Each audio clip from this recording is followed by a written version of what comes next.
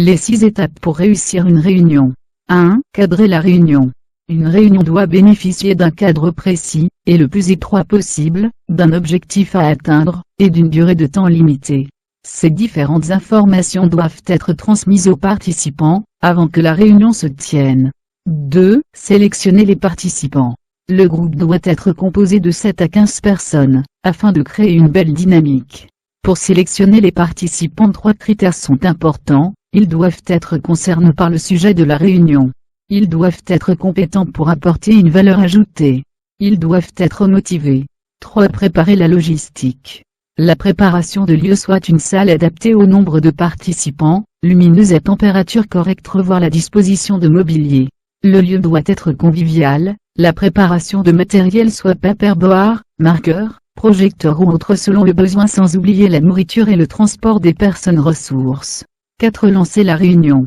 Votre réunion commence en fait avant la réunion. Elle commence lorsque le premier participant arrive et que vous l'accueillez cordialement en lui souhaitant la bienvenue. Pour réussir le lancement d'une réunion, vous devez rappeler les fondamentaux de la réunion, les règles de fonctionnement de la réunion. Il est conseillé de faire un tour de table, c'est-à-dire briser la glace. Puis aborder l'ordre de jour par le point le plus important. 5. Animer la réunion. Une réunion coûte de l'argent. Le calcul est rapidement fait. Nombre d'heures X, nombre de personnes X, salaire moyenne horaire. C'est un investissement à rentabiliser. Les réunions se doivent d'être utiles et efficaces. Maîtriser les méthodes d'animation, c'est indispensable, et surtout éviter les digressions. Veuillez que les échanges soient équilibrés. Les participants doivent se sentir valorisés, et éviter les conflits et savoir bien gérer les personnalités difficiles. Enfin, vous devez être le gardien de temps. 6. Clôturer la réunion.